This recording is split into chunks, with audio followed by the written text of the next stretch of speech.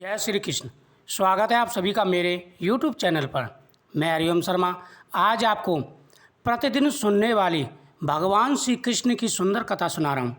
भगवान और उनके भक्त की यह सुंदर कथा प्रतिदिन सुननी चाहिए। इस कथा के सुनने से भगवान कृष्ण का आशीर्वाद प्राप्त होता है, हमारे हर कष्ट दूर हो जाते हैं, हमारी भक्ति जागृत होती है। एक बार की बात है, एक संत जंगल में कुटिया बनाकर रहा करते थे और भगवान श्री कृष्ण का भजन करते थे। संत को यकीन था कि एक ना एक दिन मेरे भगवान श्री कृष्ण मुझे साक्षात दर्शन जरूर देंगे। आखिर भक्तों के मन में यह जिज्ञासा होती है, यह दृढ़ संकल्प होता है कि एक ना एक दिन भगवान जरूर आएंगे, और जब मन में दृढ़ संकल्प हो तो भगवान को अपने भक्त की मनोकामना पूरी करनी ही पड़ती है। उसी जंगल में एक शिकारी आया।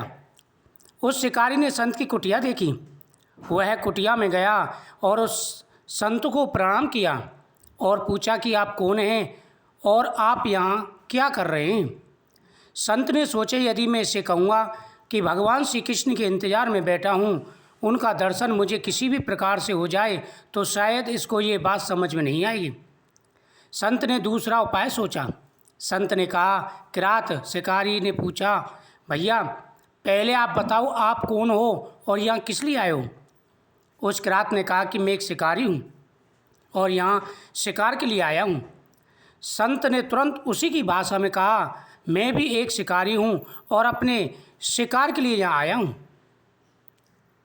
शिकारी ने पूछा, अच्छा संत जी, आप ये बताइए आपका शिकार दिखता कैसे है, आपके शिकार का नाम क्या है, हो सकता है मैं आपकी मदद कर दूं। संत ने सोचा, इसे कैसे बताऊं। फिर भी संत कहते हैं, मेरे शिकार का नाम है, वो दिखने में बहुत ही सुंदर है, सामरा सलोना है, उसका नाम माधव है, उसके सिर पर मोर मुकुट है, हाथों में बंसी है। ऐसा कहकर संत जी रोने लगे। किरात बोला, बाबा रोते क्यों हो, मैं आपका शिकार आप तक जब तक पहुंचा ना दूं तब तक दम नहीं लूँगा। वह शिकारी गरीब जंगल के अंदर गया और जाल बिछाकर एक पेड़ पर बैठ गया। यहाँ पर इंतजार करने लगा। भूखा प्यासा बैठा, उसे कई दिन बीत गई। एक दिन बीता, दूसरा दिन बीता, फिर तीसरा दिन बीता। भूखे प्यासे किरात को नींद आने लगी। ऐसे ही उसे 7 दिन बीत गए। बांके बिहारी लीलाधर तो लीलाधर है, बांके बिहारी को उस शिकारी पर दया आ गई। भगवान उसके भाव पर रीझ गए। भगवान मंद मंद स्वर से बांसुरी बजाते आए, उस जाल में आकर के खुद ही फंस गए। जैसे ही किरात को फंसे हुए शिकार का अनुभव हुआ तो वह तुरंत नींद से उठा। उस सामने भगवान को देखा। जैसा संत ने बताया था उनका रूप हूबहू वैसा ही था। अब वह जोर जोर से चिल्लाने लगा, मिल गया, मुझे मेरा शिकार मिल गया।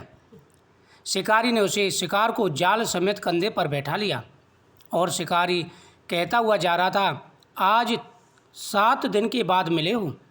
मैं भूखा प्यासा तुम्हारी राह देख रहा था, अब तो मैं छोड़ने वाला नहीं हूँ। शिकारी धीरे धीरे कुटिया की ओर बढ़ रहा था। जैसे ही संत की कुटिया आई तो शिकारी ने आवाज़ लगाई कि बाबा आपका शिकारी मिल गया है, आपका शिकार मुझे 1 हफ्ते के बाद मिला है। संत ने तुरंत दरवाज़ा खोला और उस संत किरात के कंधे पर भगवान श्री कृष्ण को जाल में फंसे देख रहे थे। भगवान श्री कृष्ण जाल में फंसे हुए मंद मंद संत की तरफ देख करके मुस्कुरा रहे थे। किरात ने कहा, आपका शिकार लाया हूँ, मुश्किल से मिला है। संत के आज होश उड़ गए।